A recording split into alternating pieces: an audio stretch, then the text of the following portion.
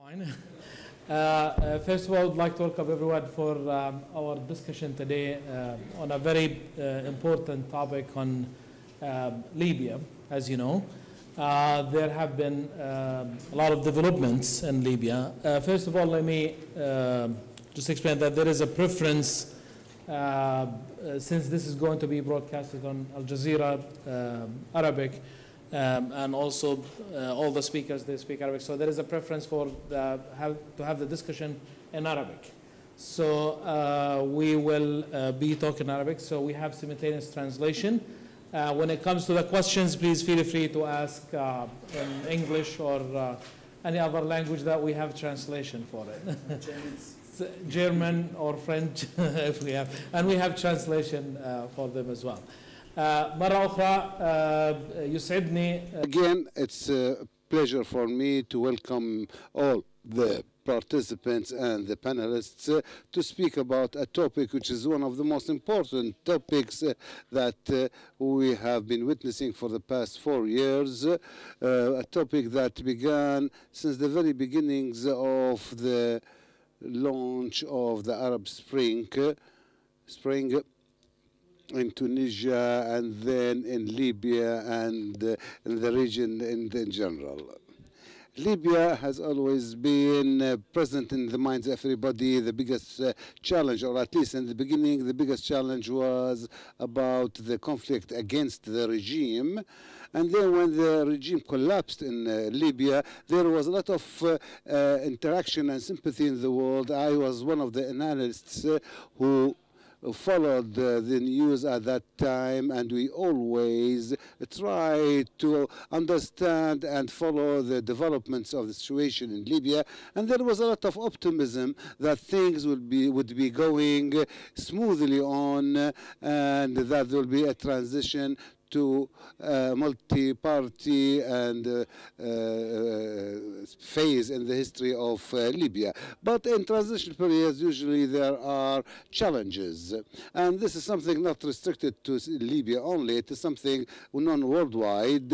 All the countries of the world that witnessed transitions, political transition from one regime to another, had faced a lot of difficulties and challenges, and some of them, well, in fact, a big number of them, the majority of these countries, witnessed some transitional periods accompanied by violence. So they were violent transitions. And at the end of the day, Libya is not the exception. I don't want to imply that this tense and difficult transition in Libya is something exceptional. No, on the contrary. In fact, there are a lot of countries that had witnessed something similar. Nevertheless, at the same time, I would like to confirm that what is different, and I hope this will not be the situation of Libya, that all through the periods of tense transitions, when countries go into such a transition or violent transition, usually there is a risk that this state might turn into a failed state, and that the country might be sunk in problems and difficulties, which is something we don't wish for Libya, because the situation is dire and seems to be a very difficult situation at the present time, or the stage that we have come to within the transition period. There are many questions and many challenges, and in fact we are happy to have 3 experts and politicians, in fact, from Libya. And I would like to apologize that the 4th speaker, Dr. Akarni, could not come. He could not, because of the visa that he couldn't obtain on time, so he couldn't come. So I'm sorry. Once again, we are very much grateful to our panelists for coming here to share with us their opinions, to answer the questions that are in the minds of everybody about where is Libya now, where is it going, and what should we expect, and then one can get out. What is the exit strategy? How can one get out of this situation? So there are many questions, and we'll give some time to the audience to raise their own questions also. I would like to welcome the speaker, the panelists, beginning with Dr. Osama Ka'bar. Dr. Osama Ka'bar is a political activist and a senior consultant and special advisor, Qatar Strategic Studies Center, and and we are very happy to have him with him, Dr. Osama, because there are so many questions about the revolutionaries in Libya. Dr. Osama was a candidate for the presidency in Libya, and he is one of those who had supervised the political exclusion law. He played a big role in that, in adopting that law of exclusion. And Dr. Osama had obtained his PhD from Queen's University, Canada, and he has 3 patents in his name and has dozens of research papers in the different journals, scientific journals. We will give each panelist 5 to 10 minutes. They are a bit flexible. So Dr. Osama, tell us what you think and what's your concept about the situation in Libya and to get out of it. And then in the name of God, the most merciful, most compassionate, thank God I arrived today from Libya. In fact, I arrived at dawn, and I have spent a month of leave in there. It was not really a leave, it was a business trip, in fact. The situation in Libya now, and that's witnessing a lot of fast developments. Things, in my opinion, have become have entered a very critical phase, and I was very much optimistic in the past, but now with the Geneva dialogue, we all know that Geneva and what happens there, the attempts to containment and impose policies, that's what we see, that the sort of settlement, according to the information I received and my own analysis, and I am very delicate follower of the situation in Libya and the situation on the ground there. There is a settlement, international settlement being prepared or being imposed now on Libya, and some personality, specific personality have been chosen to go to Geneva, and this choice of this personality is a Western one and not a Libyan one. I personally don't see that in Libya there is any legal or a legitimate entity, and I had said that quite frankly and wrote about it in a clear way. So I'm not saying something new, and I always say what I know and what is in my mind. The General National Conference has no legitimacy at all. The Deputies Council or the Parliament has been void and has no longer any legitimacy in Libya. But unfortunately, the international system and order through United Nations and influential countries are still in touch with some specific personalities without getting in touch with any real entities that have any legitimacy. They have not got in touch with the parliament for choosing the personalities that went to Geneva or will go to Geneva, and the parliament said they are not sent by the parliament, and there was no contacts with the National Congress conference, sorry, and the communication or touch, I mean the choosing who went to go to Geneva. These people represent only themselves, those who go to Geneva, and personally I think what's happening in Geneva is a farce, a big farce. Then there is some attempts to impose a solution on Libya. Unfortunately, the Geneva talks is dividing the Libyans and the Libyan society, and now we hear some voices within the rebels calling for a settlement or to accept some solutions that are not good and are not bad to Libya. And unfortunately, I I usually speak the truth and the reality as I see it, without giving any bright images or that are false and are not realistic.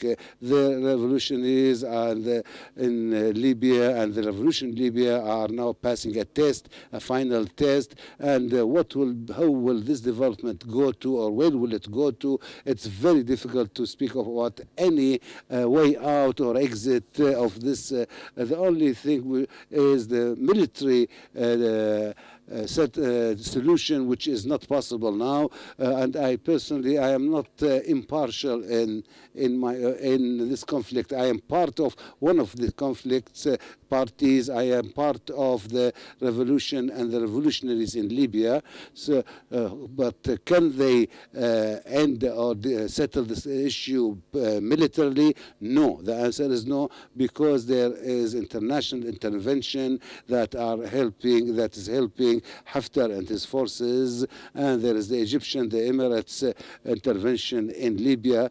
If things were left to the Libyans, things would have been ended and settled a long time ago, but unfortunately there are a lot of external hands that are playing and manipulating the situation.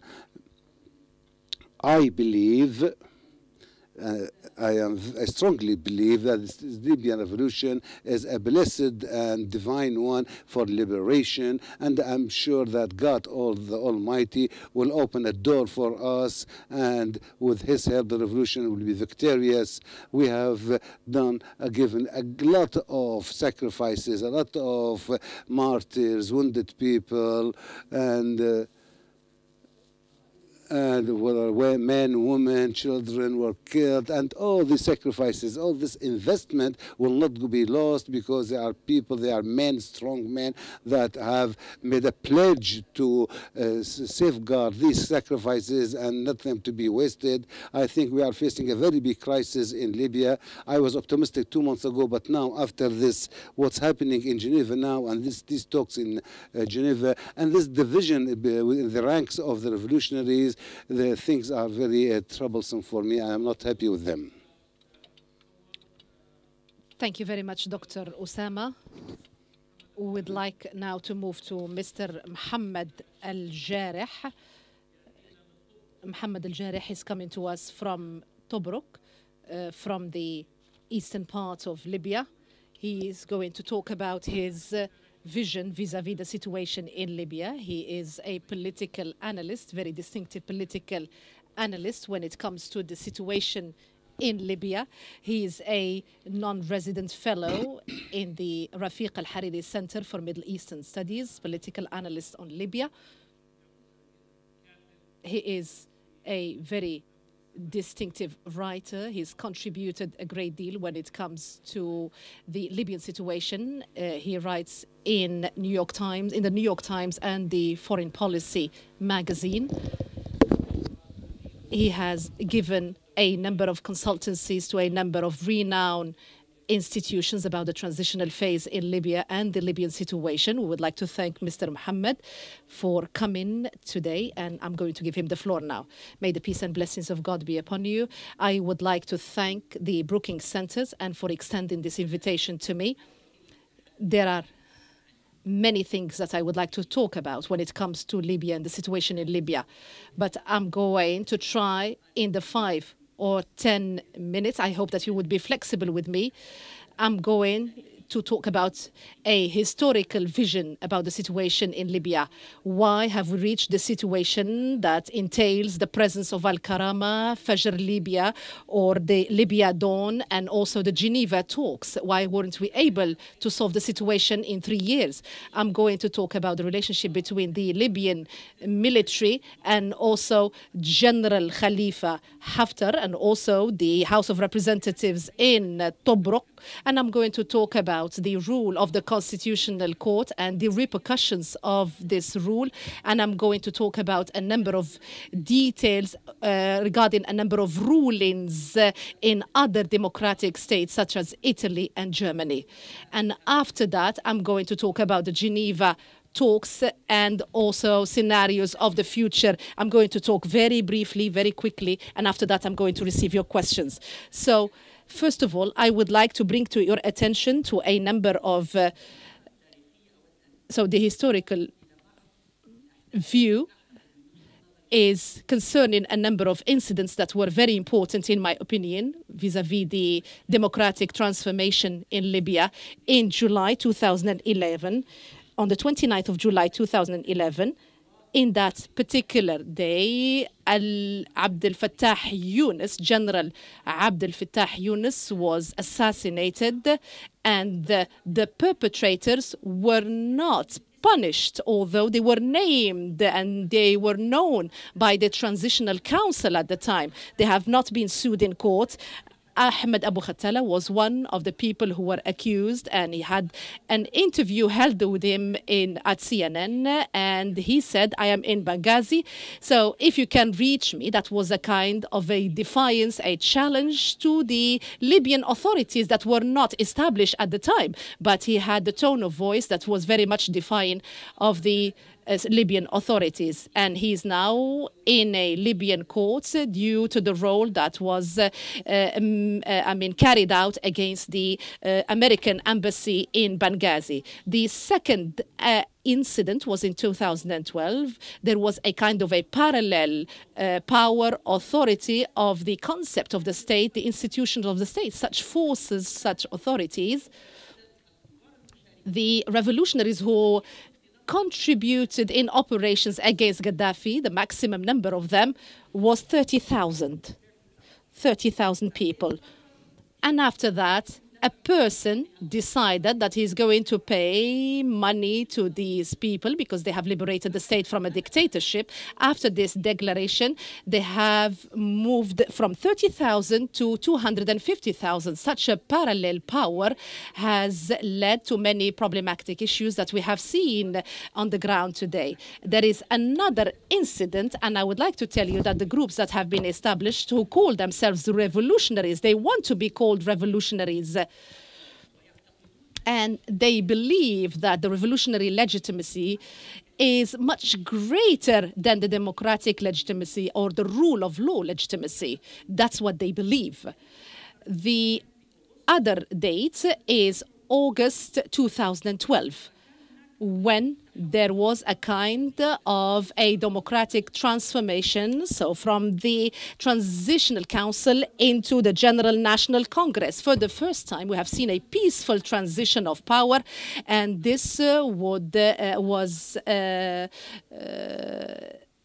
harmed by Salah Pad, who objected to the fact that there was a lady presenting or emceeing the event because she was not wearing a headscarf, and he insisted that she should leave, and people responded to him, and the president of the state at the time responded to him and said, yes, one person imposed his opinion in front of 200 freely elected people by the Libyan people, and nobody could object. Even the delegations of international institutions were invited, but nobody stood against that person.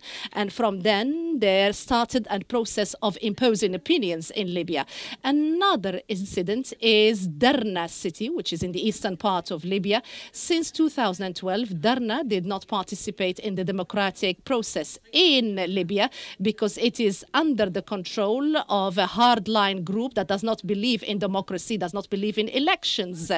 And they said that they are not going to have any elections after the General National Congress. They have controlled the city, and there is no representation of this city in the constitution drafting entity, and also in Tobruk. The fifth incident is before May 2014.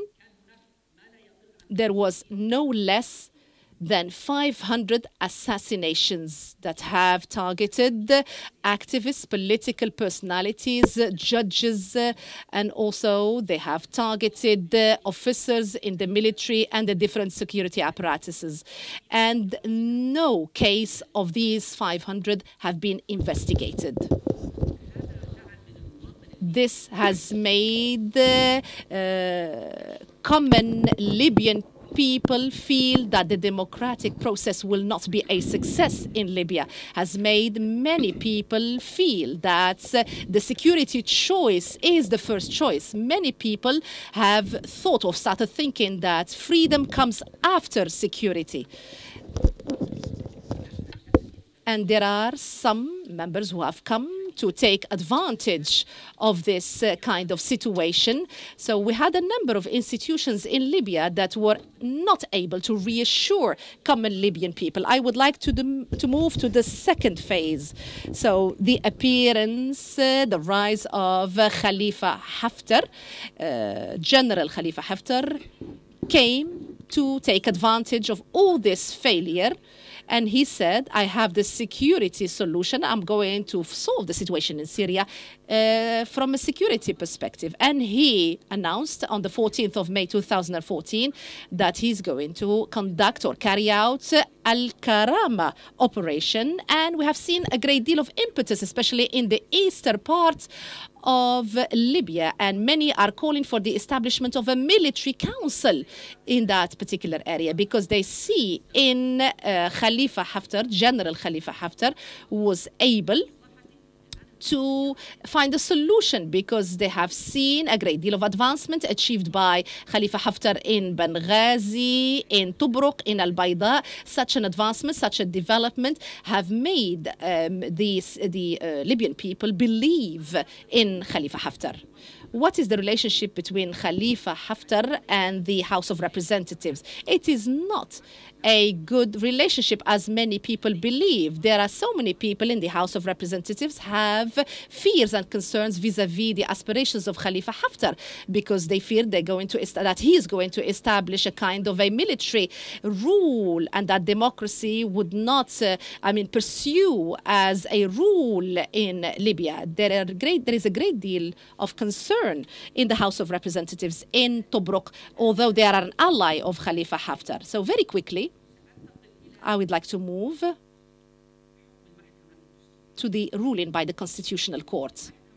The Constitutional Court has issued its ruling that the elections law that has led to the establishment of the House of Representatives was not constitutional. But they have not given any explanation. Up to today, they have not come up with any explanation that has led to the ruling that was carried out by the Constitutional Court. They have not explained. I would like to give you a kind of comparative examples. I would like to go back to January 2014. The Constitutional Court in Italy, I would like to compare now to Italy. It says that the Italy Parliament's decision or ruling was not constitutional, but I have given an explanation, and they have said that this is not going to lead to dissolving the House of Representatives because the continuation of the institutions of the state is more important than having a problem in the law of elections. And this Parliament is going to issue an elections law, and after that we're going to have new elections taking place. Another example, or three other examples, were in Germany in 1993 and also 2008 and 2010. The Constitutional Court in Germany has issued a ruling saying that the parliamentary elections ruling was not constitutional, but also the court has given a number of explanations saying that the continuation of the institutions of the state is more important than such a mistake. So the outcomes of this law is more important than the situation that they have found themselves in. But the international community said, let's take advantage of this opportunity that such a ruling has been issued. We would like to tell and invite all parties, all different components of society to meet at the discussion table. But this was not successful.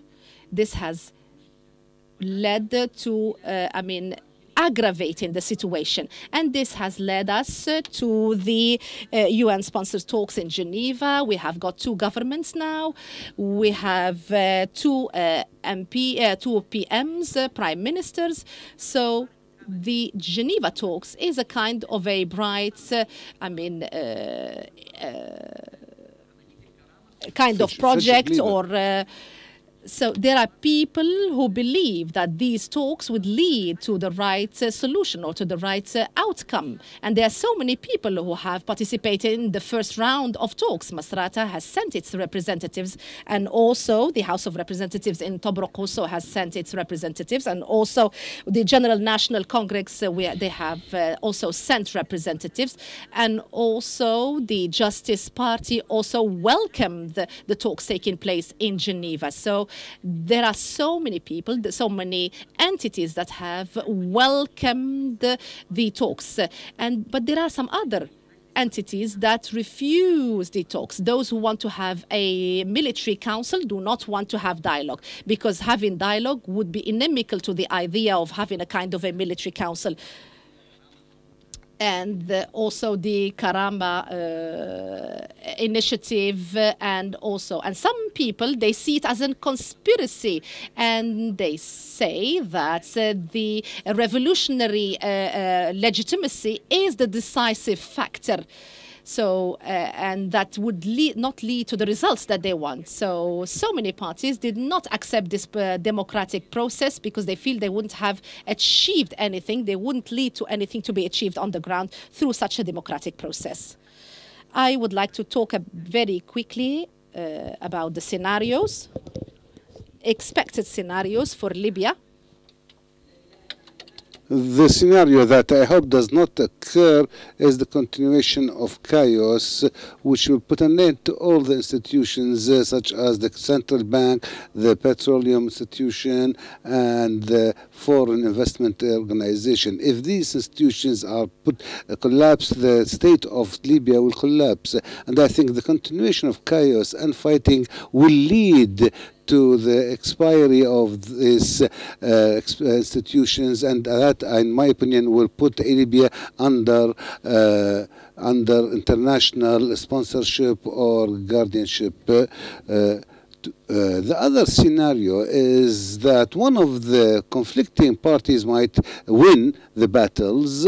Had we said that 5 months ago, it would not be possible. But now one of the parties is making real progress on the ground, which is the Karama operation, because they are well helped and have external assistance that might enable them to win. But this victory for them will not be in the interest of Libya, because those who will be defeated in this fight will begin what we call it a guerrilla war. And so this means that this will lead to a new kind of instability in the country. The third scenario is the regional or international intervention in Libya. Some people exclude this possibility, but nevertheless, for example, the Egyptian regime is now speaking about the national security of Egypt, and there are weapons coming from Libya to Egypt, and there must be a sort of buffer military zone between the two countries to save for protection of the security of Egypt. And France on the international level is speaking of an intervention south of Libya. The Prime Minister and Minister of Defense, the Minister of Defense was in the Libyan borders in the south and was discussing the creation of a military base in Chad. So this is another possibility. Italy also spoke about peacekeeping forces. The last scenario before I end my speech, and I hope that this scenario will take place, that is that there will be a sort of agreement between most of the parties. There will be no agreement between all the Libyans. No, this is impossible. But there will be a sort of agreement between some parties, these parties that meet or met in Geneva. But this scenario is faced by the extremists on both sides who don't want any dialogue or talks because they want to fight on the ground. But stopping the fights on the ground is not in their interest. This scenario might be successful if those who are taking part in the part continue to calling for talks and give some concessions one to another so that one can neutralize the extremists. Thank you. Thank you very much for this vision that you have given us about the situation. And now I give the floor to Dr. Jum'a Al-Gmati Juma al-Qumati, who was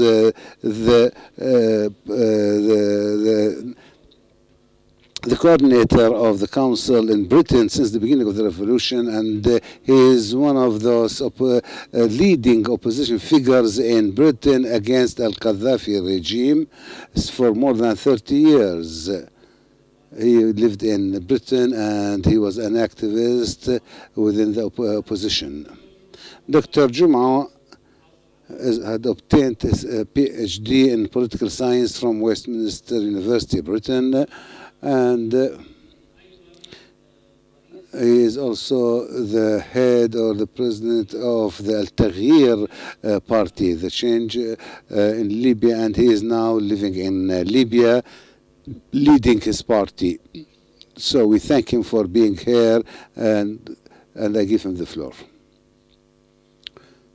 Thank you, Dr. Ibrahim. In the name of God, the most merciful, the most compassionate. First of all, I would like to thank Brookings Doha Center for this very nice invitation to be here with you and to speak about our Libya and to share with you our concerns and to shed some light on one of the hot issues in our Arab region and the Middle East. So I very much thank Brookings Doha Center for inviting me. I will try to shed light on this issue from an angle that might be different to that of my colleagues, so that we may be more comprehensive in dealing with this issue. First of all, I would like to begin from a simple analysis of the specificity of the situation in Libya compared to the countries of the known to be the Arab Spring countries. There are 5 Arab countries that witnessed revolutions: 2011, Tunisia, Egypt, Yemen, Syria, and Libya. But Libya has its own special case, politically, historically, economically, socially, that needs to be cleared so that we understand some of the political developments that took place in the country and where the country is going. One of the specificities of Libya compared to other 4 countries is that it is a country that has natural resources, a lot of natural resources, given its special geographic position in north. It has the biggest gas and petroleum reserves, and it represents 5th largest reserve of shale oil or shale gas in the world. And in fact, Libya's reserves reached for 74 billion barrels. So it is a very rich country in natural resources, in addition to the minerals that have not been discovered so far. And Libya has a very large area. Its size is 8 times larger than England, and it occupies a very specialized or specific important position close to Europe, and the population is very limited. And Libya has 6 countries neighboring countries. 4 of them are Arabic, and 2 Africans. Muslim countries are Algeria and Chad. The total population of these 6 countries are 200 million people, whereas the population of Libya is only 5,700,000. This gives you the idea about the geopolitical importance and economic importance. What does it mean that Libya has all these natural resources? This means that in its past 60 years since its independence, Libya, the petrol was discovered in 1960. Since then, it has become a rental country in a special way, and this means that it has a sort of culture in Libya that the Libyan citizens think that they have a right in these riches, whether they work or not. Salaries and obtaining money from the government is considered by the citizens that it's a right they don't have to work for. This culture does not exist anywhere else, to get money without working for it.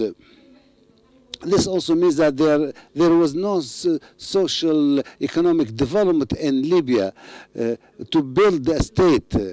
There was no state building there, and there has not been institutionalization.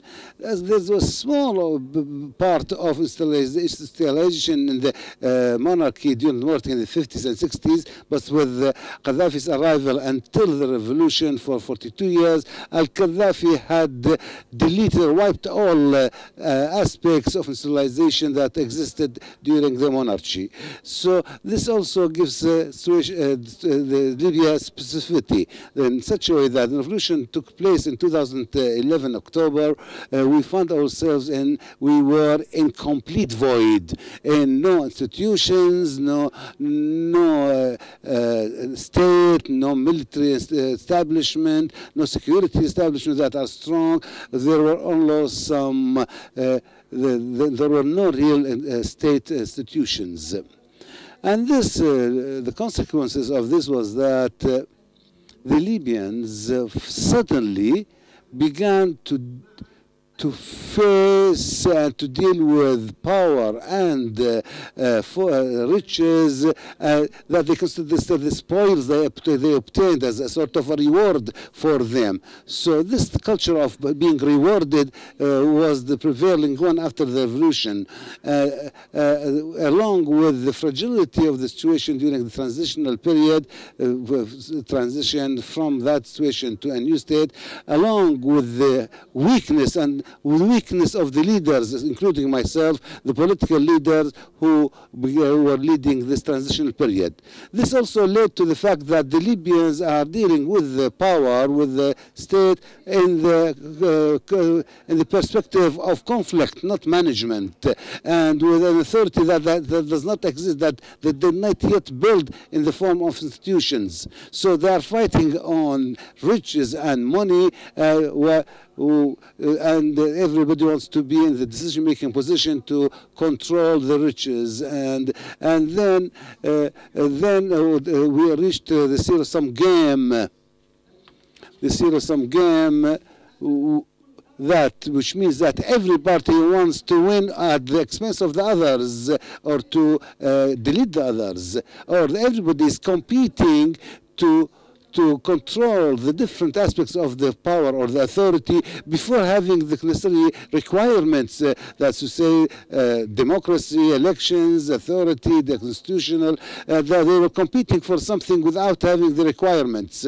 And in addition to the fact that the absence of some important cultures, we spoke about the culture of spoils, about conflicts, the culture of avoiding the other. Now there's the culture of demonization of the others, and with the absence of some important cultures, such as the cultures of dialogue, the culture of differences, the culture of coexistence and accepting the others, and tolerance.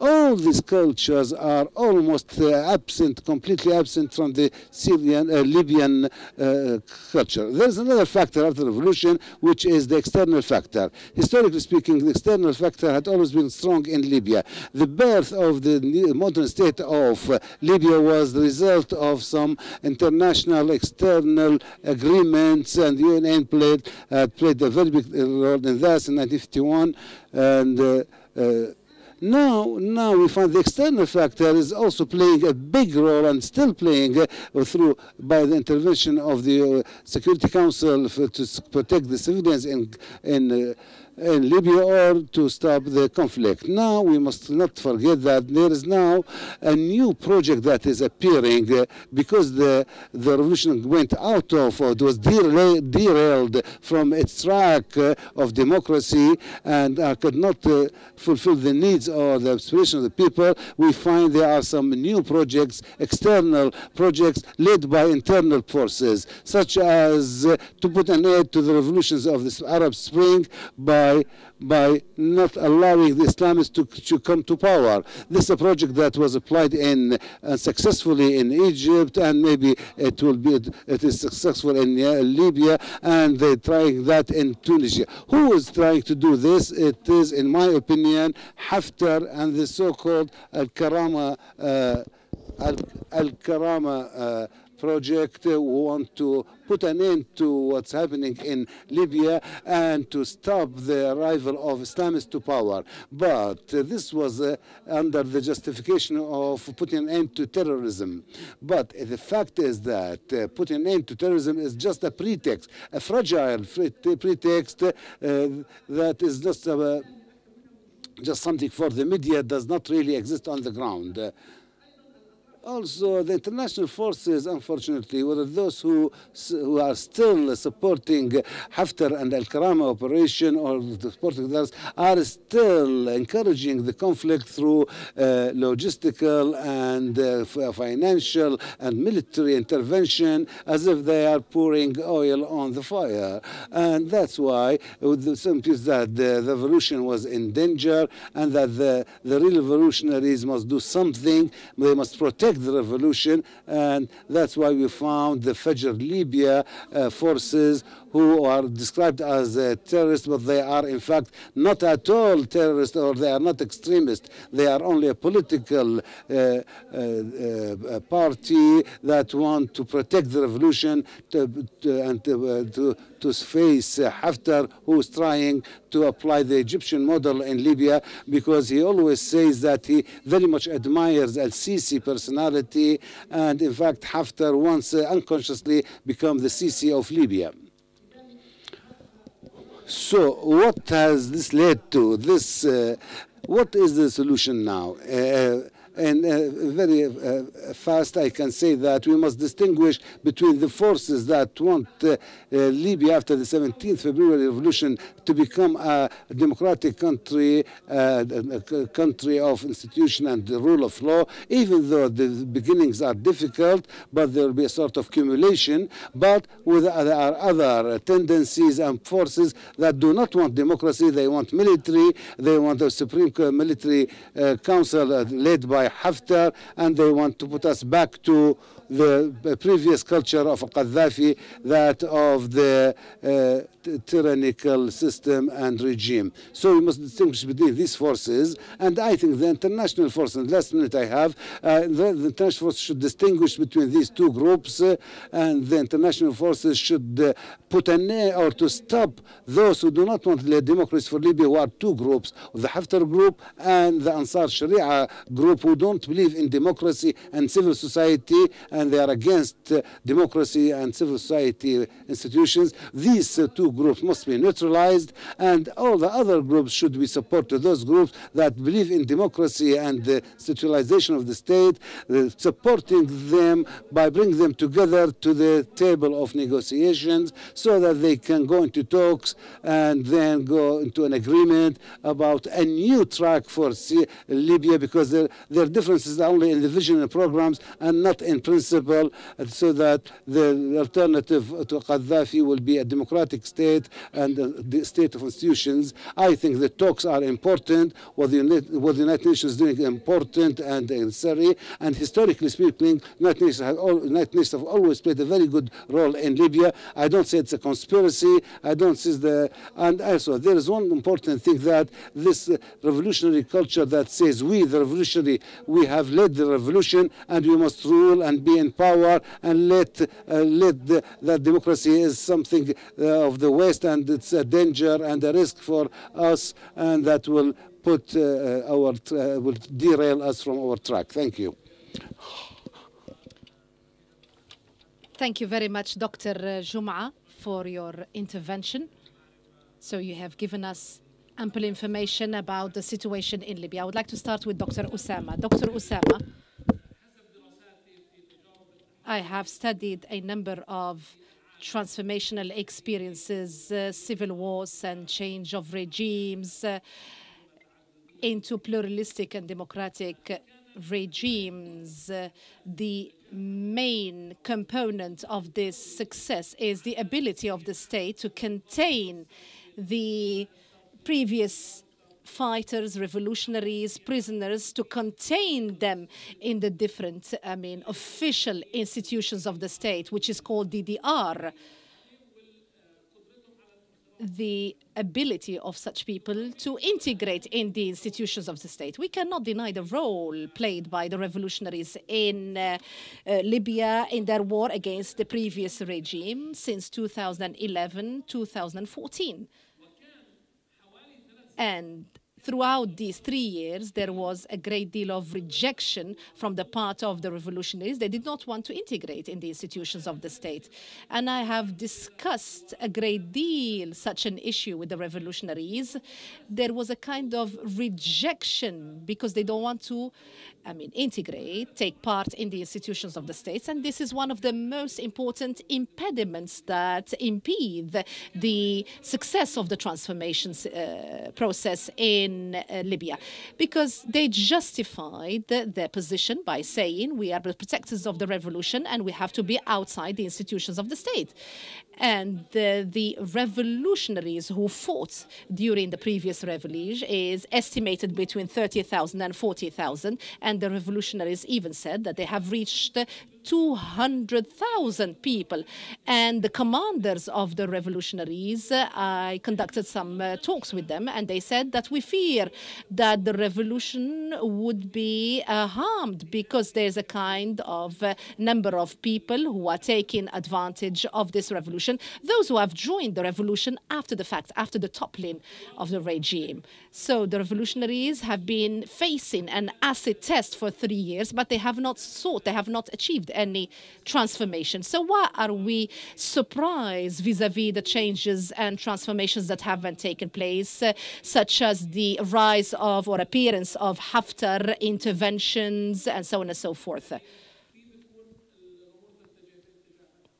So things that I have discussed also with many Libyans. Many Libyans said that we are not with Al-Karama operation, but we're not going to accept and approve of the current situation. So the revolutionaries, how have they contributed to the situation that we have today? Thank you very much for your question. And I hope that you would give me ample time to answer this question. I cannot answer this question in very limited period of time. So in truth, and people following us and watching us know that there is a great deal of, giving false information about the situation in Libya. And we have seen so much of such information is being disseminated, claiming that this is the situation in Libya. So I'm talking to you, and I have lived the situation in Libya, the revolution in Libya. I've come from the ground in Libya, and I am very sure of every word that I'm pronouncing here. So Libyans, the revolutionaries, have not been allowed to preserve, to protect their revolution. They have not been allowed to build the state of Libya in an adequate manner. There wasn't a state when al-Gaddafi was toppled. There wasn't a state. There were many mistakes that were committed from the part of those who were representing the political life in Libya. The belligerent parties were not part of the ruling, people of Libya. The constitutional declaration and Mustafa Abdel Jalil, who was in charge of the transitional phase, there were many procedures, many decisions that were taking place, of which the price we are paying today. So there was a proposal given to Mr. Mustafa Abdel Jalil to have an apparatus that would include all revolutionaries for them to be able to guarantee the security of the state, and also because there wasn't a state, try to secure the people in the different territories under a legitimate entity, which is a transitional council. But Mustafa Abdel Jalil did not go further in that issue.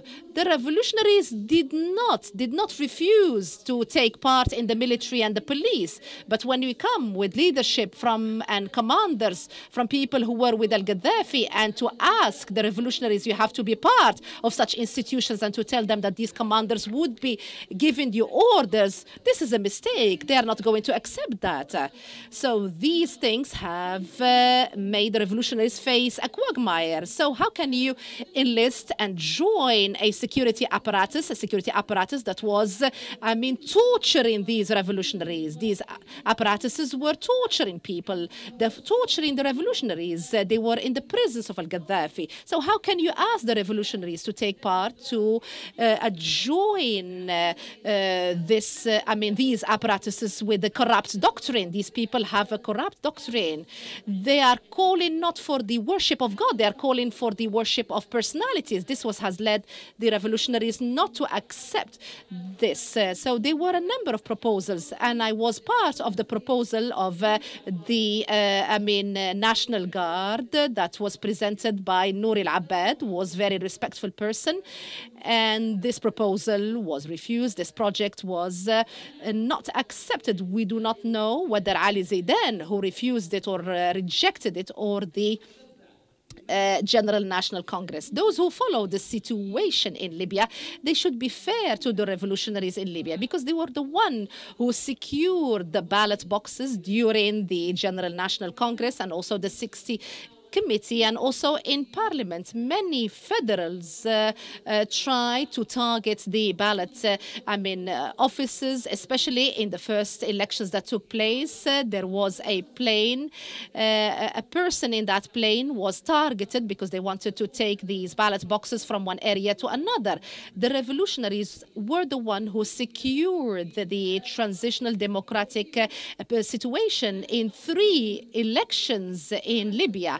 Darna also participated at the beginning, but there were a number of personalities that have seen that there were a number of mistakes that were committed, and these mistakes were not rectified during the General National Congress, not only in Derna, but also in other regions. The Amazigh also refused to take part in the elections. So the situation is not an Islamist problem, or there were a number of visions and opinions that try to called for certain demands for these minorities, such as Tuareg, such as Amazigh. So what I would like to say is that the revolutionaries, the total number of the revolutionaries was not 30,000. Those who were in the Eastern Front were 17,000. And in Masrata, they had 24,000 fighters under a number of brigades. So I do not say the revolutionaries or the total number of revolutionaries is 250,000, but there were so many mistakes committed by Mustafa Abdel Jalil, who paid in excess of 4,000 to a number of people, and we had a number of bogus brigades, and they bought weapons and they formed a number of brigades. We have to differentiate between the real revolutionaries and those who joined afterwards and called themselves and named themselves revolutionaries. What can we do to these people? And last, I would like to say General Khalifa Haftar, he is a criminal.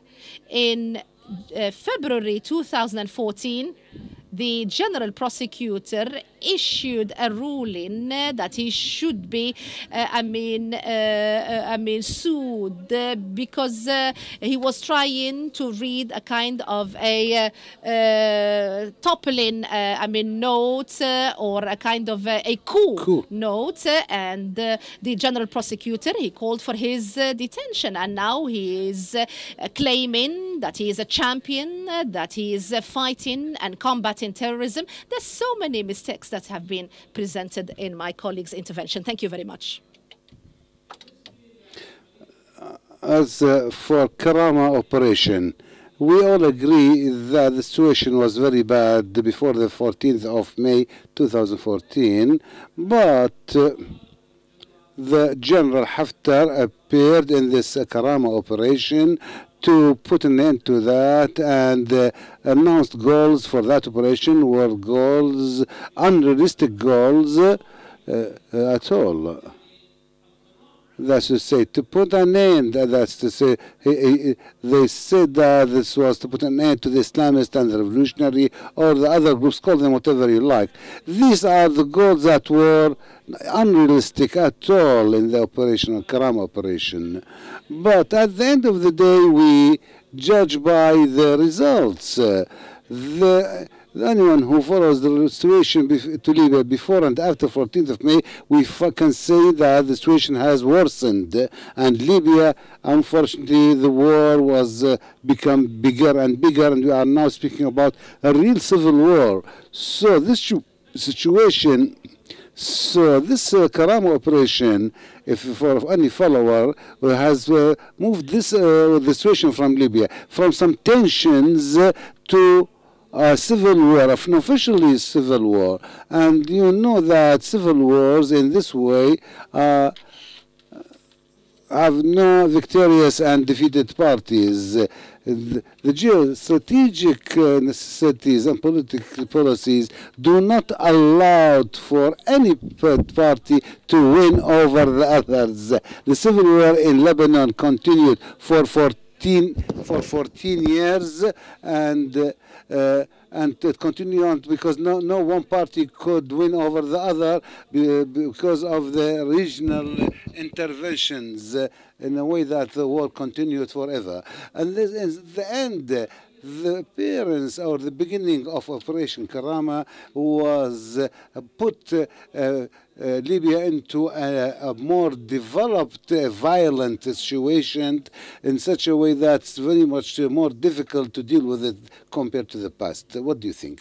Definitely, when things are bad and become worse day after day and will be even worse and worse every day, this is something very normal.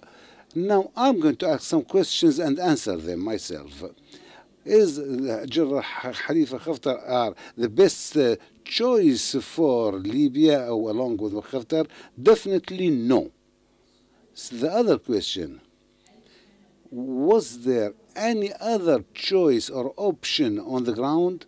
Was there anyone who could convince the citizen, normal or ordinary Libyan citizen, whether in Zentan or in the East, who supported this operation? Was there any other party who could convince him of another option? No, there was no other option. So, although there will be some differences and there will be some bad things made during the Karama operation, this is sure. But the problem is that the enemies of Haftar, those who are against Haftar and against the Karama operation, are the winning card in the hands of Haftar.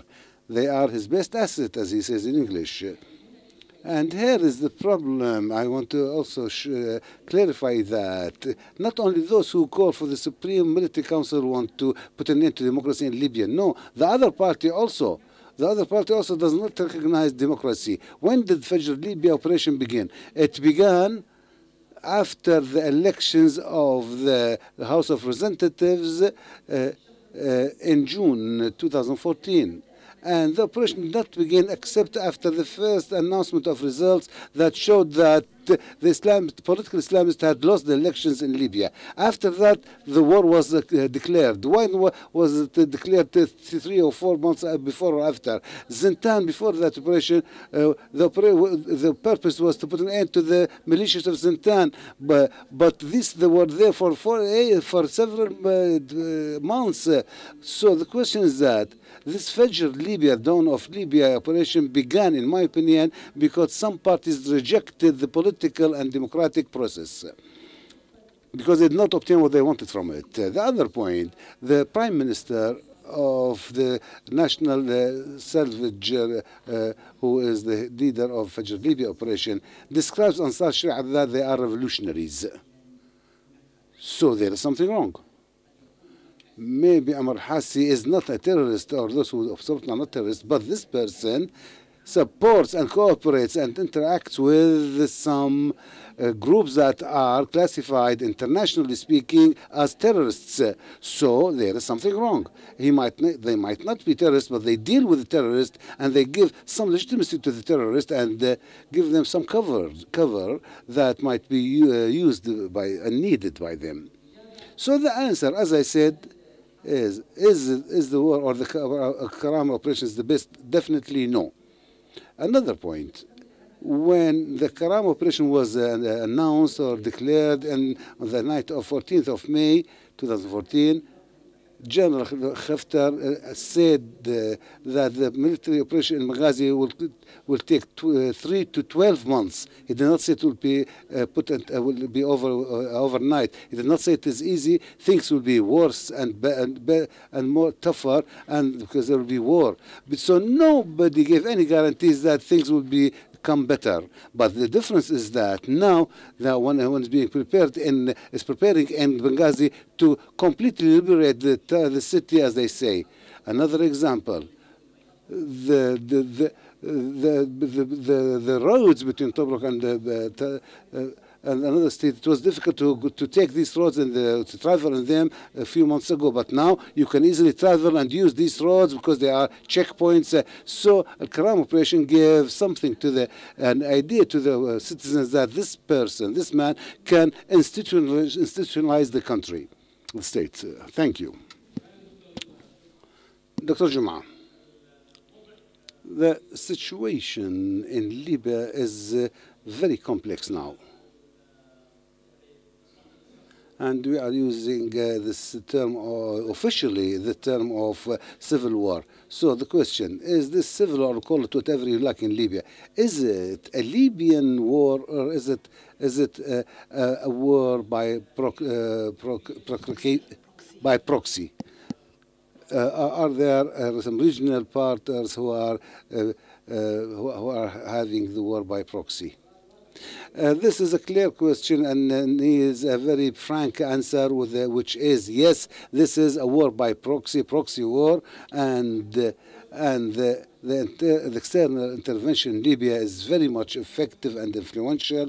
Libya was susceptible to international intervention since its creation 60 years ago, and consequently, the external intervention during the revolution was strong, but was positive on the interest of the people. But the intervention in the past 8 months is very negative and against the interest of the people, Libyan people.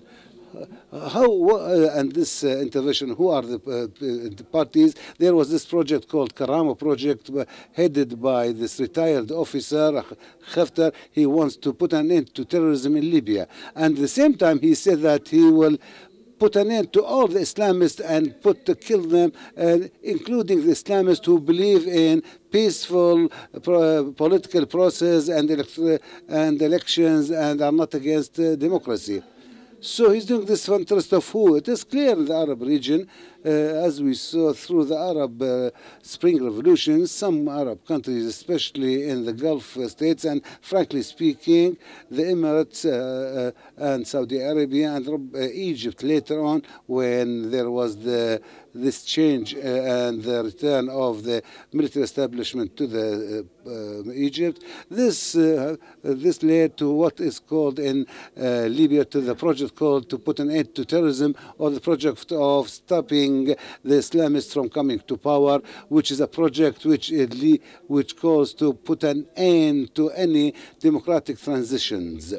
These countries, including France to an extent, who supports these countries, because there's a very strong relationship between France and the Emirates, economic, and there are a lot of Emirate investments in France, and there are a lot of military French projects in the Emirates, and so the French support this acts of Emirates Egypt to support and finance Haftar military, logistically, by ammunition, by advice, military advice, experience, to the extent that military jet fighters were left Emirates and were refueled in Egypt and reached Libya to bombard many cities, including mine, saying that was fighting terrorists. This is something that is factual, and as long as this axis of Emirates, Egypt, with the support of Saudi Arabia and France, continues to support Al-Karama, they will continue provoking the war. And at the same time, we must recognize that Fajr Libya also enjoys a lot of political support from Turkey and to some extent from Qatar. I say historically from Qatar because Qatar during 2011, during the revolution months, was the Arab country that supported the Libyan revolution in an unlimited way, to the full extent, financially, logistically, relief, all, and had played a very good role and an important role in the success of the revolution. This was counted for some specific forces saying that Qatar supported Islamists only.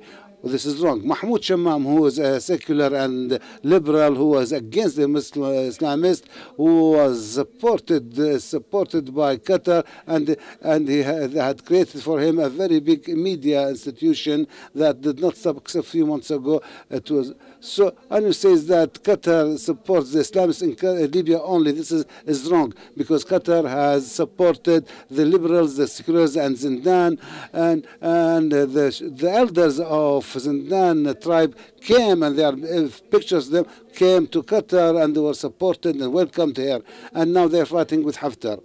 So this political support given by Turkey, by the way, Qatar has taken a step backward now and is no longer supporting Libya as it does.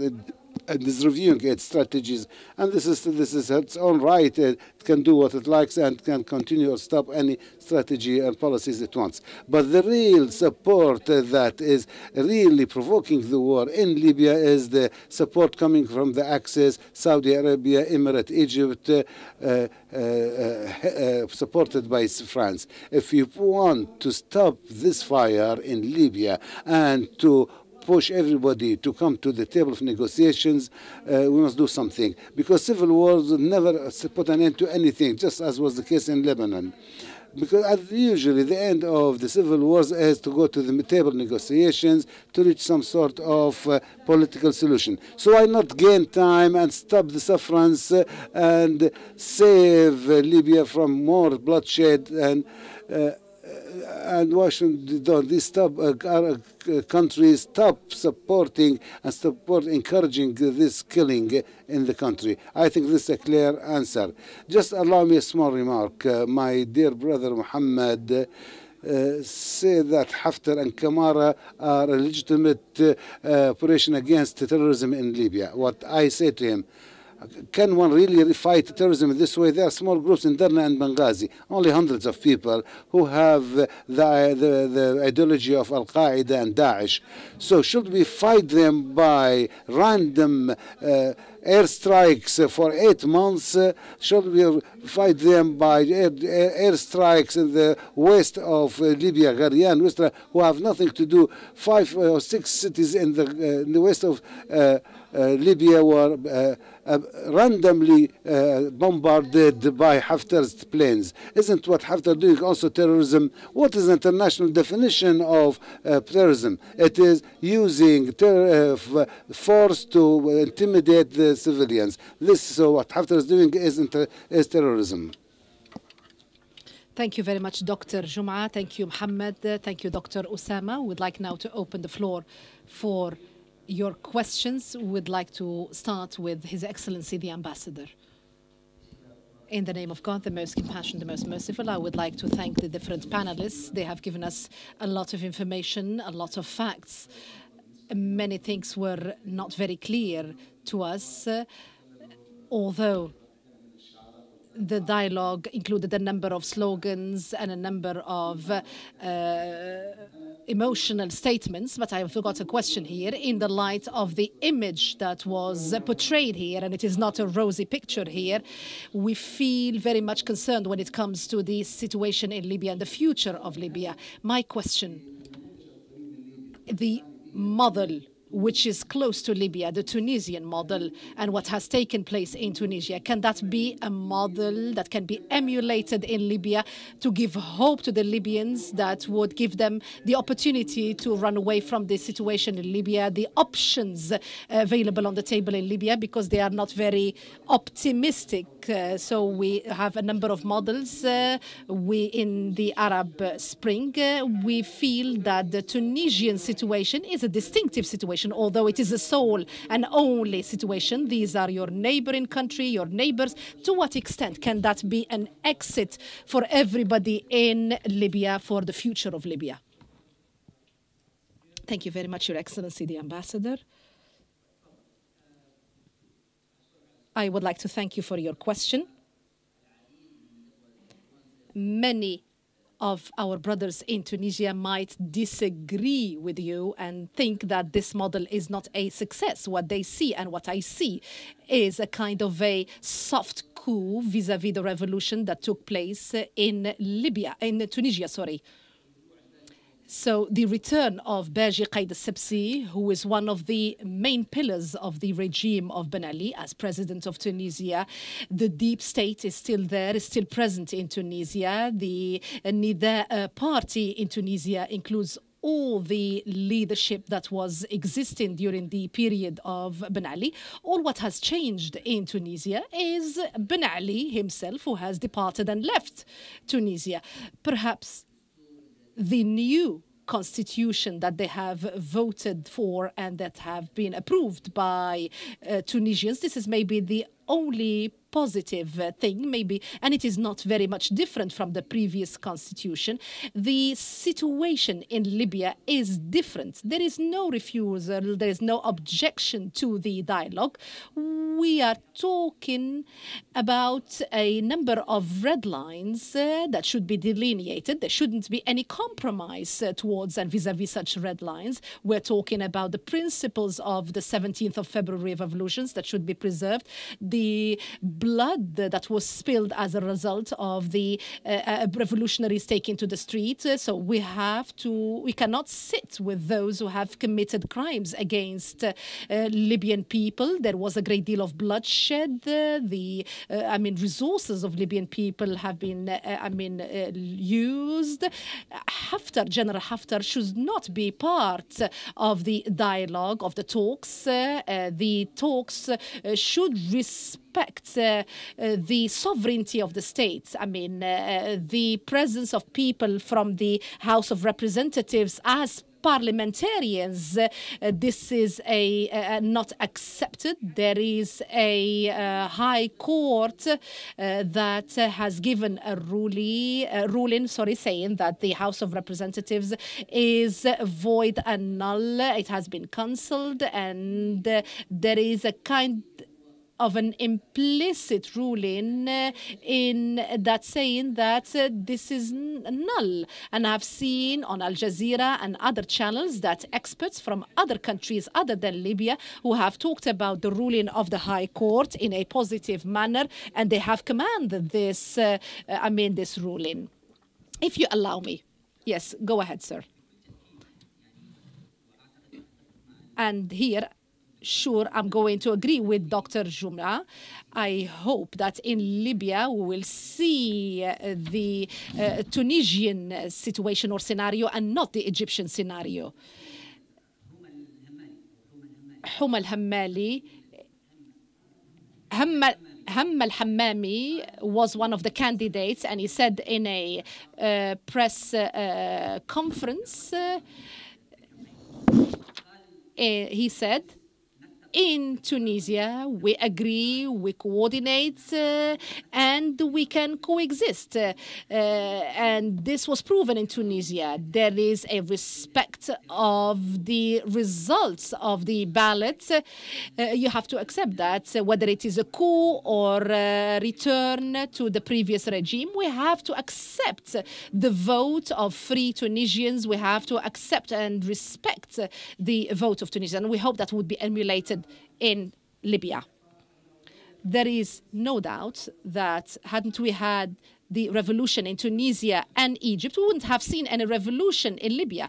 We have been very much influenced by the revolution in Tunisia, and we should thankfully is El Bouazizi, and I think that the Tunisian model is a good model. I think that the Tunisian revolution was perhaps the only Arab Spring country's revolution that was a success. We have been very much influenced by both Tunisia and Egypt. Khalifa Haftar in his Al-Karama operation and his operations that are influenced and supported by many Arab countries. They want us to emulate the situation in Egypt, this authoritarian regime.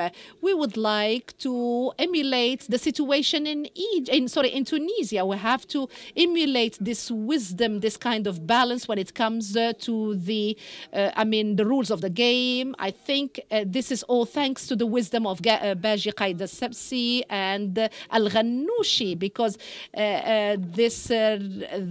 these intakes were very much not excluding Tunisians. It was a kind of a culture that was instilled, a culture of dialogue, a culture of coordination, and we have to thank also Bourguiba for that. All these components, potential components of power and strength, all these components have led to the success of this revolution. Al-Baji Qaid al-Sabsi, although he is part of the previous regime, he cannot become an authoritarian president, because there are new rules of a game that are taking place, which are the constitution, the conformity, and also a kind of participatory system, and he cannot be a new dictator. He's going to be a democratic, because there are new rules of the game, and I hope that this kind of new system would be very much entrenched in Tunisia, and we in Libya were going to do our best to try to emulate the situation and the scenario in Tunisia to be successful and to benefit from the situation in Tunisia. Thank you very much, Dr. Juma, for your intervention. Go ahead. Assalamu alaikum.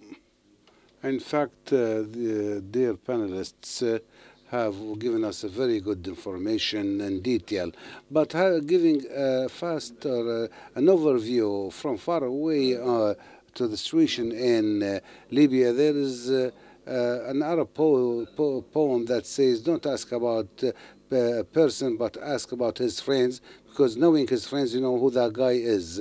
And there's another proverb that says, birds of feather flock together. So we can, judging by this, we find one of the parties to the conflict are well supported and publicly supported in a negative way, are contributing to the division of the country and to deteriorating the situation. If you look to those who support this party, that's to say, Haftar's party and the so-called mean or the operation of Karama, then we can say that one can say that this is an operation of alienation and counter-revolution movement by Haftar and others such as Sisi. So don't you, as Libyans, think that the solution in Libya is the unification of your ranks so that you can put an end to this Haftar phenomena, and because and what Haftar is doing, just as the Egyptians unify their ranks to put an end the coup d'etat in Egypt.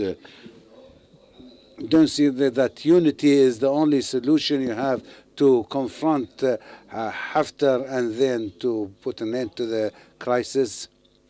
Mr. Muhammad, I give you the floor. Thank you for these questions. Although I am against some of the terms you used in your, such as the Karama operation, although even if you are not agree with it, represent a very important part of the Syrian people, Libyan people who supported. So saying that this is a mean phenomena, this means that you are describing a lot of Libyans as being mean. So please, when you ask a question, don't use such words that might be harmful or insulting some members of the society. I am against this also. Please let me continue. The other thing, there is and saying that birds of feather flock together. Also, yes, there are some people who support Ansar Sharia, and there are some people who support the extremists in Libya. So even this saying that you brought is not correct and not proper.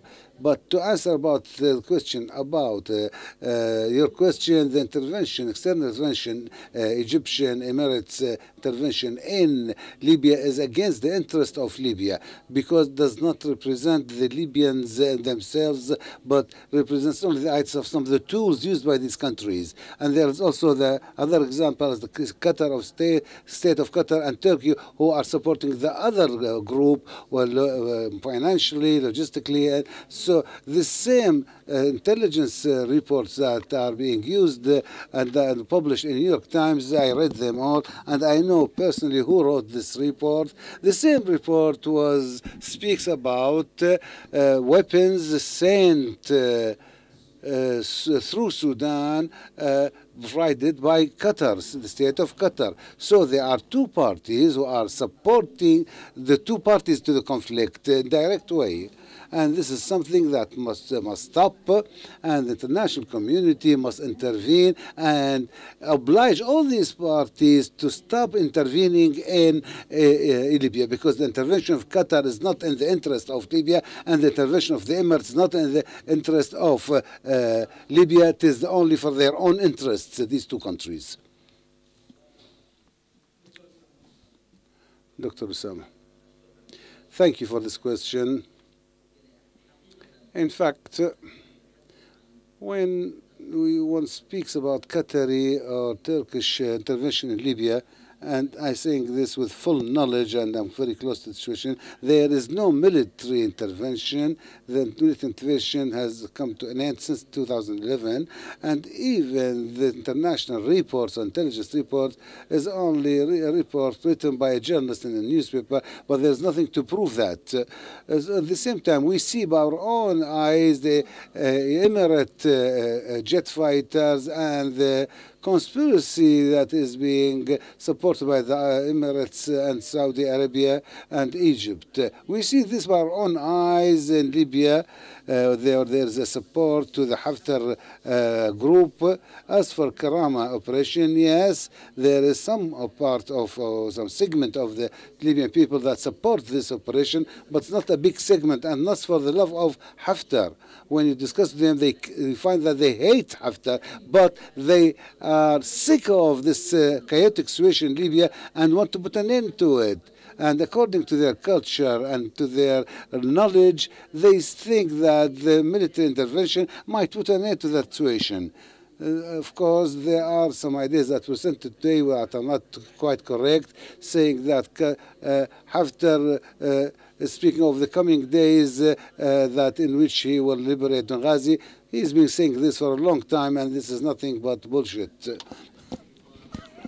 And anyone who can do something is the Benghazi revolutionaries, and at the same time Haftar and his people are using airplanes and jet fighters of others to destroy Benghazi, which is the second biggest city.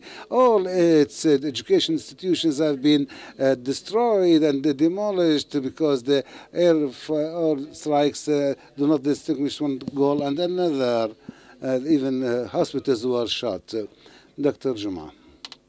Yes, I agree with what was said in the main part of the question from the gentleman, that the Libyans should unify their ranks and that they should come together. And we definitely do need that to avoid violence, bloodshed, and exclusion of others, and to the option of dialogue and managing the differences. There are two kinds of differences.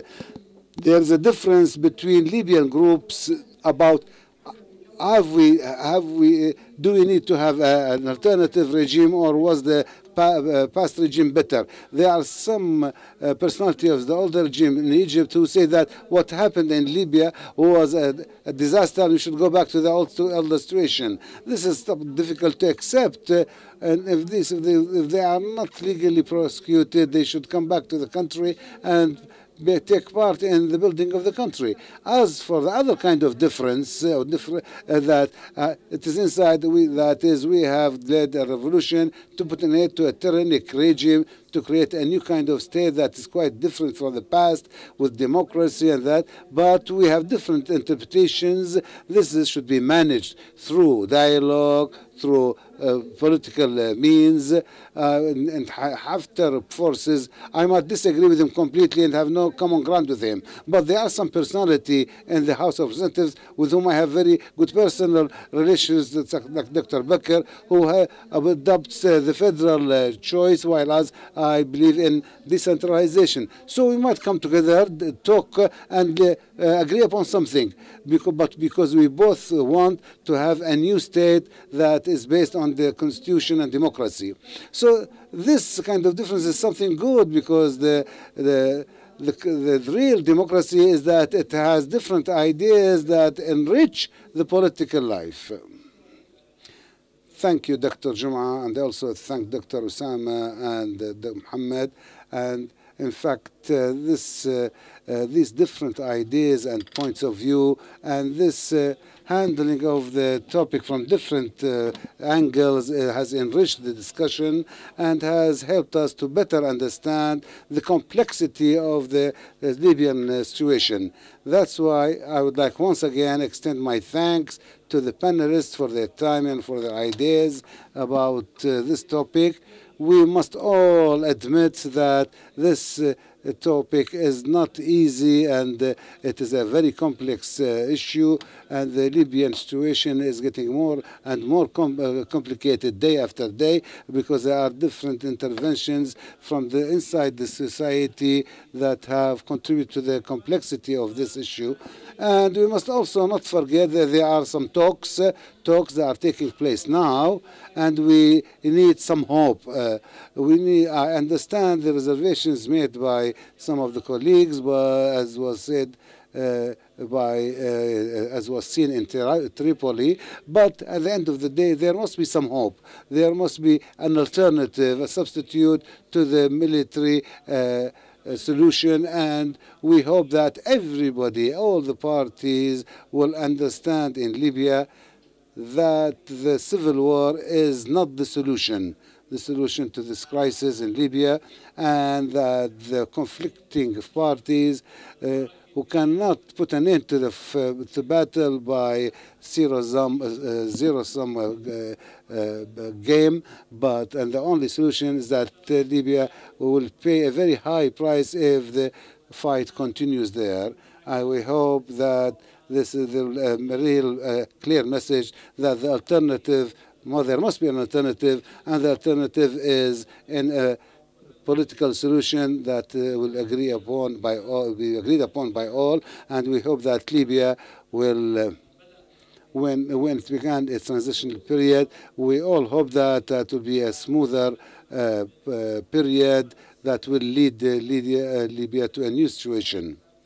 Mr. Ambassador, you gave Tunisia as an example, but Tunisia by itself is not enough to create a regional change. We needed other countries. We were betting on Yemen, that maybe Yemen is witnessing a transition period out of the success of the National Dialogue Conference, but unfortunately we find that the situation also is complicated in Yemen, and that's why we also again look upon Libya, hoping that there will be a success in the transitional period, and we should avoid the bloodshed of Libyans to have a better future.